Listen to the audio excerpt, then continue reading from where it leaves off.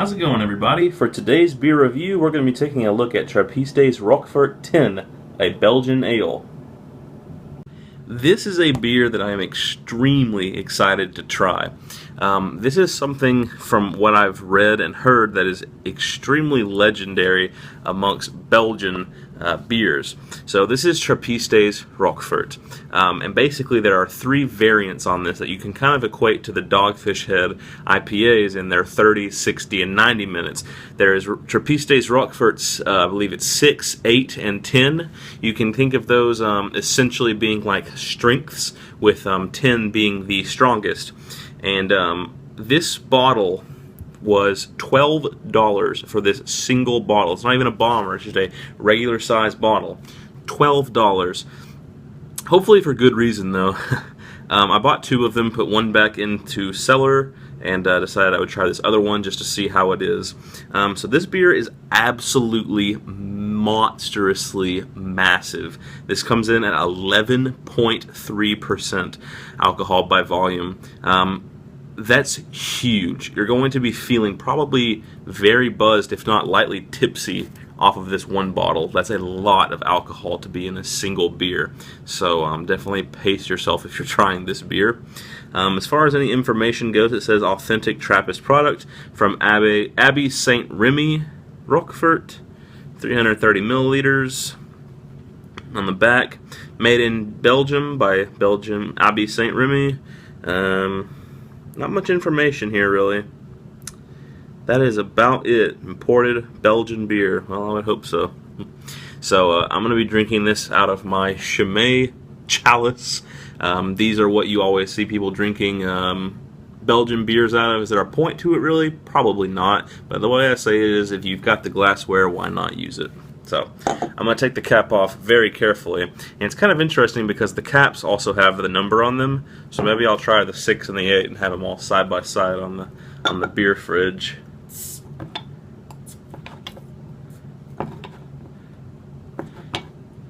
Alright, the cap's off, straight into the glass, and out of the bottle it pours an interesting, extremely murky, almost like peachy rose water sort of color, but there's definitely some kind of murky copper in there too.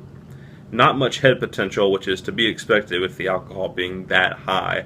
The head's probably going to dissipate immediately. In fact, I can promise you that it is.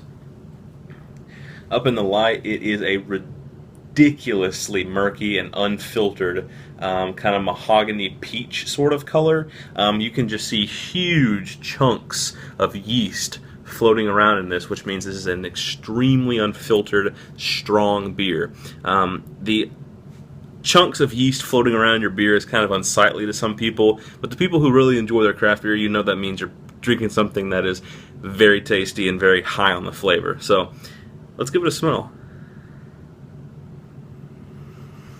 Wow, that actually smells like a wine almost, like a Cabernet Sauvignon or something like that, like a dark red wine.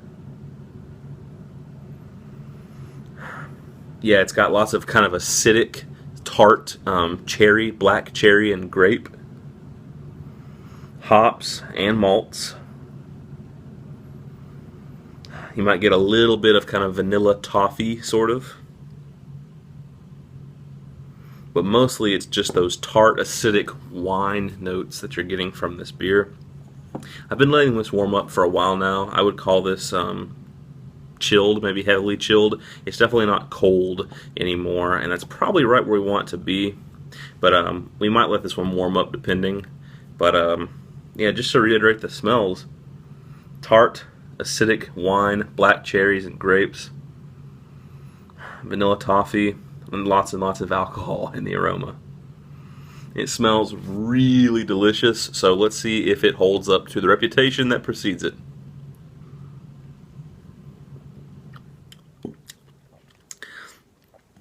That's very good. And it's not near as wine tasting as the smell would lead you to believe it's going to be.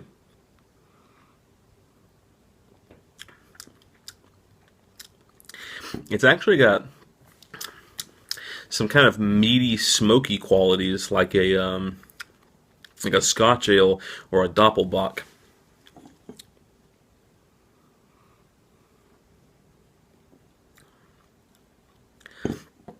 lots of alcohol, tinges of bittersweet black cherry, wine, light peat smokiness. It's very light.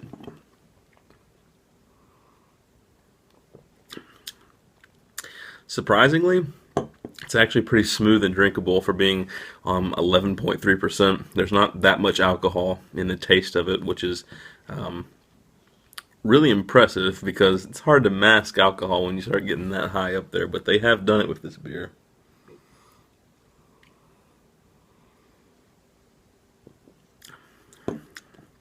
That's great.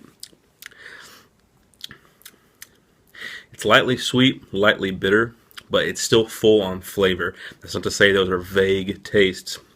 It's just not cloyingly sweet or shudderingly bitter. It's a very well balanced beer, but it's also very strong and extremely warming. I can feel it going all the way down my throat and chest, down in my stomach, just heat, lots of heat. Definitely kind of a wintertime sipping beer. There is an incredible amount of bubbles streaming up through this beer, even though it's not forming a head. I mean, there's just a constant jet.